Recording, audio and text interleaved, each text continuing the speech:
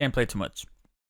Copyright. Dark Spider David here, and I got a new reaction to what is gonna be the next piece of proof that HBO Max is really gonna hit it hard. It's really gonna hit it hard, at least this first quarter or so of their fiscal year, by giving us a reason to sign up for the subscription service, because in a very unprecedented move, they're releasing an awful lot of their big budget blockbuster titles on their streaming service. And that's probably the only thing that makes me waive my skepticism for this third time's the charm video game adaptation of the Mortal Kombat series, because I'm in the minority. I mean, I think we can all agree that Annihilation is just trash, but I'm in the minority that I even look at the first film and I go, why is this being heralded as the greatest video game movie of all time if it's barely a video game movie? It's more so of a campy sci-fi action flick that just happens to have people cosplaying as Mortal Kombat characters.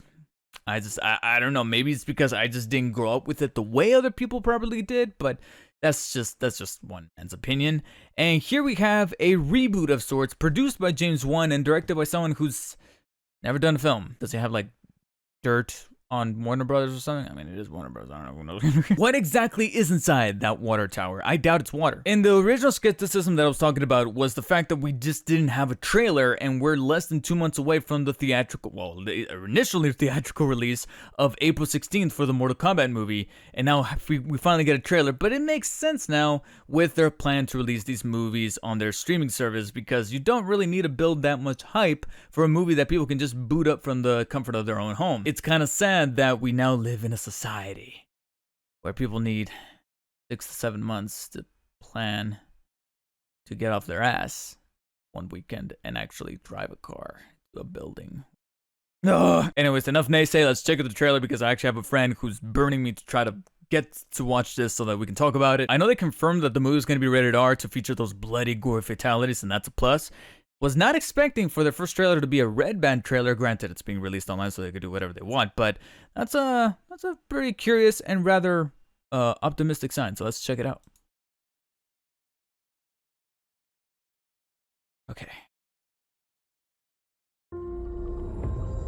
First learned about this 7 years ago. Oh shit. On a mission in Brazil to capture a That's why we have blood trailer with that ice. When we got there, it tore through our unit in seconds. Okay, that was a cool visual. The target had superhuman abilities. He's the one that ticks out his... Okay. It had the same marking you do, Cole. Looked cool. This is the one thing that I'm like... He was born with it. Who the fuck? It's not a birthmark, Cole. Who are you? You've been chosen. Throughout history, different cultures all over the world reference a great tournament of champions. Oh A shit. dragon marking. I think it's an invitation. Okay. To fight for something known. You gonna say it? When is he gonna say it? I'm gonna say it once he's actually in the suit. These are your champions. I'm Sonya. That's Kano. I'm Liu Kang. Name's Jax. Kung Lao. Lord Raiden. The fate of Earth is in our hands. The effect on that arm didn't look all that great. How many of my people you put in the ground? That's a cool shot. We will not fail. Hey. Kill them. Okay, so we're not getting our OG Shang Tsung, but that's fine. He sounds a look the part. Okay, was not expecting Goro to be here, but okay. Oh. I am Sub-Zero.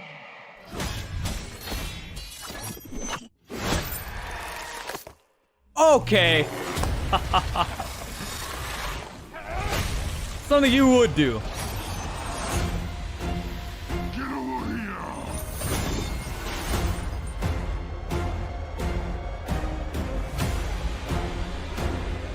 Okay. Kano wins. You fucking beauty. It does look like they're not going to stray away from the cheese, especially with that last line. Kano wins is like, okay, As long as I can feel that their heart is in the right place and not in their hand. Terrible pun, but whatever. So let's break down the trailer as we've done in times past. So it's interesting that we're starting off with an origin story of one of the beloved characters, and it is in fact for Jax, which is interesting because this is actually something I was thinking about going into the trailer, and while I was talking about that whole being R-rated, which means we're going to see the gory and bloody fatalities, which they even tease at the end of this trailer by showing the the parts pulling out the heart. We can definitely see that Reptile is probably going to bite the dust very early on. Well, early on in the tournament at the very least, maybe not the film itself. But one thing that I was thinking to myself is that the fatalities can probably have a bigger impact if they happen to characters that we care about. And I distinctly remember, only because of how YouTube sometimes recommends the most randomest of stuff, I remember YouTube putting in my recommended feed the scene from the latest Mortal Kombat animated movie, which is meant to be an origin story for Scorpion, much like this film is actually going to be, that shows Jax losing his arms. In that film, however, it's Goro who rips his arms off, and because it happens to Jax, who's most often a very likable character, it was kind of tough to see. I was like, fuck, and he pulls them out slowly too. Now that's probably gonna it's funny because it's animated, and yet I still felt the hurt. Here we see a similar thing happen, except it's Sub-Zero who takes out his arms. Therefore, I think cementing that Sub-Zero is going to be our main villain. And there you go. There go the arms. Now, it's... I obviously can't speak from experience, but I would probably argue that getting your hands frozen might hurt just a little less than getting them just pulled off. Because at least when they're frozen, that kind of cuts off your nerves, right? Or like you lose feeling. And it's interesting to see that this is Mehcad Brooks playing Jax. I mean, I know that a lot of people have already made the comparison to Steve Harvey, but he beefed up, because I've seen him in other movies where he's not at all like that. And so he did the work, and he's definitely looking the part. I'm liking what I'm seeing so far, not just for him, but also from the Sub-Zero. But this is officially cementing, this inciting incident, as we like to call it in the industry, is cementing Sub-Zero as our main villain, like he's always been. I just don't know how that's going to play off towards our ending.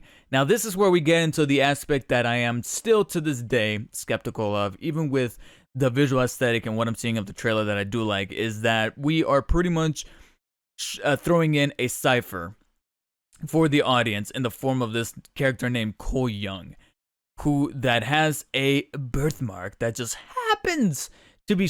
I love how they're like, oh, it's a birthmark, and I'm like, no, the fuck it ain't. Nobody looks at this birthmark and says, oh, it's just a birthmark. I'm like, no, it's the shape of a dragon. If anything, you're probably possessed or cursed. Regardless of what religion or background you are at, nobody looks at this birthmark and says, oh, it's a birthmark. It's probably just a thing. And I had it since it was very little. And, okay, so people have already thrown some theories around that his name is Cole Young. They're gonna pull a, what is it? A, Star Trek Into Darkness, when for the longest time J.J. Abrams was like, he's not Khan, and then he was gone. He just had an alias. And a lot of people are assuming that Cole Young is going to adopt an alias to enter the tournament, but to protect his family or something, he's going to go by a different alias. He happens to be in a cage. You can kind of guess where I'm going with this. So that's the theory that some people are kind of throwing around, that that's what's going to happen with that character. I love how they're very obviously driving in a Escalade, and they got rid of the Escalade at the front. Whatever. Wait, is it still there? No, yeah, it's not even there. Couldn't afford the licensing. We see some size there on the back. It's funny because at first when I saw the trailer, I was assuming that was Katana, but because she, ironically, her name's Katana, yet she uses Sai. Sonya Blade, she's looking the part, probably gonna perform even better than Ronda Rousey. The only thing that I am still, I mean, if anything, the money's gonna go to, the budget's gonna go to the effects, is that there are some shots where the movie looks a little fan-made. Now, granted, fan-made may not be always the worst thing. In fact, some of the best Mortal Kombat-related content that we've gotten in the past decade or so was that fan film that showed Scorpion being a prisoner and being interrogated by Jax, who's played by Michael J. White, in that short film that went viral on YouTube a few years back. And that stemmed off a web series called Mortal Kombat Legacy that a lot of people liked, myself included. Even though the casting of rating was a little weird, I actually prefer the casting of rating in this one. But with that said, even though it was fan-made, it still felt authentic and genuine. And that's actually something that I'm getting from this trailer, that it feels authentic and genuine, even though production value may not be 100% there. Like, you know, some of the locations are very easy to scope out. We're not going to have very grand set design. Now, even though this is going to be R-rated, sure, within the moment it looked cool, but yeah, that blood splatter looking a little Adobe After Effects. And it's one of the few moments where I'm gonna go ahead and condemn myself for breaking the trailer shot by shot here, but who is he looking at? Who's he looking at? There's someone else there. So I think the trailer's hiding someone from us, because look at that. He kills that guy. That guy behind is like, oh shit. And then he's flipped over by something. And it doesn't look like, oh, it could be Sashi rubbing him as well, but yeah, that's the only thing that kind of worries me, is that I don't want them to go a little too excessive with the CG blood, because at that point I'm like, yo, you might as well have made it PG-13. In fact, there's always the possibility that you intended to be PG-13 and then you threw in the blood to be like, oh no, we're gonna be R-rated. But then we have all of our folks being recruited, looking the part. I definitely like what I really am liking what I'm seeing here. Kano, Liu Kang, or Black Power Ranger from the recent reboot, if you guys don't remember. Drax. Jax. Wrong character. With his arms, and oh shit. I don't know who. Is that Cabal? That kind of looks like Cabal. Right there. Who's about to get his head smashed, Saw 4 style. Right there. They're undoubtedly. I don't know why. Well, if anything, maybe the only reason why they're not showing us is because it is, in fact, a very integral character that we're seeing the death of right there. But Kung Lao, one of my favorite characters, honestly, with his personality and his cool ability with the hat. And then Raiden, who's looking badass. But yeah, that would probably be, and like I say, it's here, like right there, there's something a little too sharp about, it's funny because from far away, right there, the arms don't look too bad. He's looking good right there. Jax looks legitimately good. But it's once we get a little closer that maybe. But again, those are quite frankly nitpicks at this point, and there's like cool.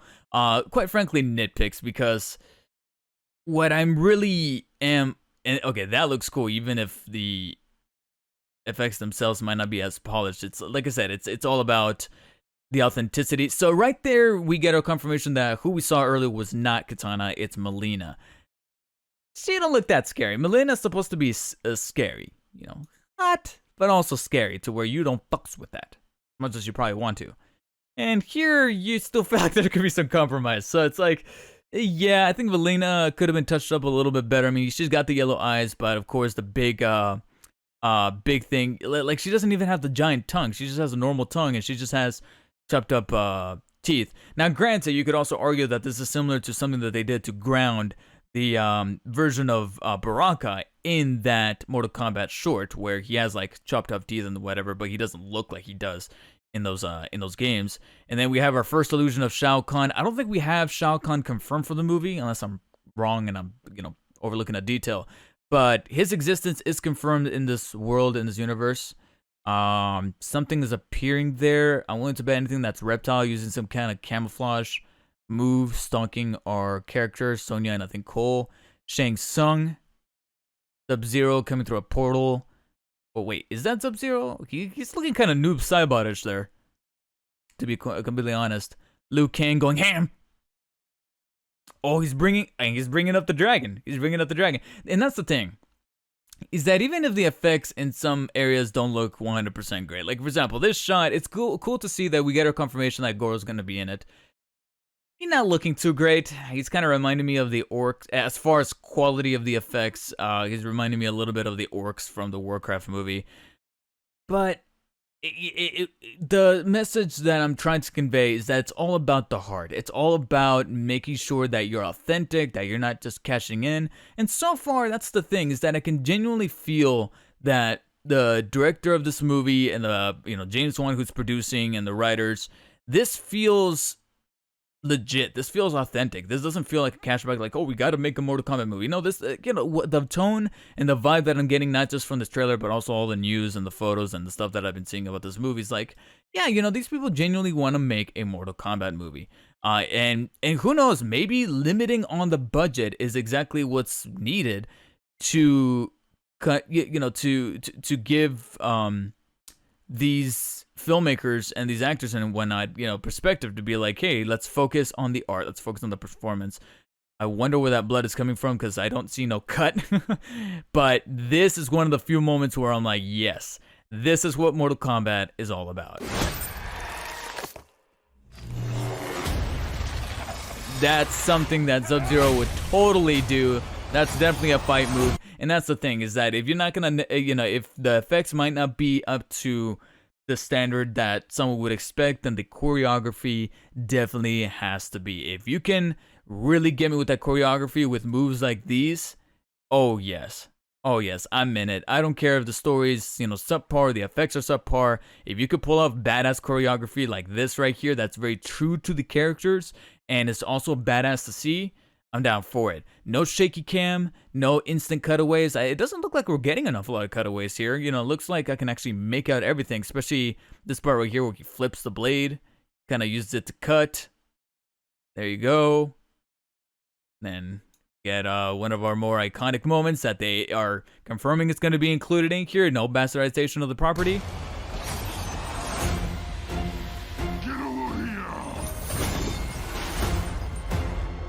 It's the third party there. I wonder who that is. Looks like it's Cole, that Cole guy. Yo, it's cool, but it looks like he's got something on. Like some kind of armor type thing, which makes me believe, is this him over here with Goro? Because I was looking at that other character who was there with Goro, some kind of armor, and I think that's Cole right there. So maybe those theories about him being Johnny Cage might not be the case. Might not be the case. But still, though, this fight, looking forward to it. Because, again, even if the locales might not be the best art directed, or the effects might not be, up there as far as budgeting is concerned, it's all about that heart and soul they put into it. Mortal Kombat, April 16th. I am down. And then, of course, you get some of our taglines there. Finish him. Fatalities all over the place. Reptile gets it. You can definitely see Reptile kind of being our first confirmed kill out of the tournament. Kind of hear the theme in there a little bit. Oh, there's Katana. I'm sorry, Katana. Melina probably getting it. And there's Reptile. I don't know how I feel about Reptile. I still kind of wish like he would have looked a little bit more humanoid, kind of like a Scorpion, or rather a Sub-Zero kind of look. But then when he takes off the mask, it's like very reptilian. I would have preferred that instead of him being just this like amazing Spider-Man looking son of a bitch. But you can see right there. Kano wins. You fucking beauty. Now I will admit is that even though it does come off as a little bit cheesy that he says Kano wins, it would be Kano to be the one to say it out of all the people. So I'm like, all right, if you're going to hearken to the games with that line, it's got to be Kano. Kano would be the only one who would not give a fuck to actually deliver that line. So with that said, Mortal Kombat, I'd say, you know what? This is actually a pretty good trailer. Again, it does look a little fan-made in some parts, but to be honest, it really does not come off as a bad thing. If anything, it kind of provides optimism that if you're not going to have the money for the effects, at least look for the creativity in the choreography and the soul of the characters. Cole Young being a cipher for the audience, I'm not 100% certain, not 100% sold on having an original character just be in there just because, oh, we got to have somebody to represent the audience. But if he's able to react to all of this in a charismatic, in a grounded yet still charismatic way that doesn't feel too serious but also not too over the top, I figure, you know what? You strike that good balance, and you nailed it with this casting, then everything else will just fall into place, and maybe, just maybe, we will get our first genuinely great video game movie, because we're only gonna get a good video game movie when that video game movie is a good movie first, and then a good video game movie second. That's the mantra. It's something that I'm hoping Mortal Kombat has enough chi or energy, Shadow Realm energy, Nether Realm energy, to hone in on. What are you guys' opinions on the Mortal Kombat trailer? Let me know in the comments. Like and share. Don't like. If not, hit the thumbs up button. Subscribe for more reactions, more video essays, more things coming up soon. Check me out on Twitch. Check me out on Facebook Gaming. And otherwise, take care, guys. See you later.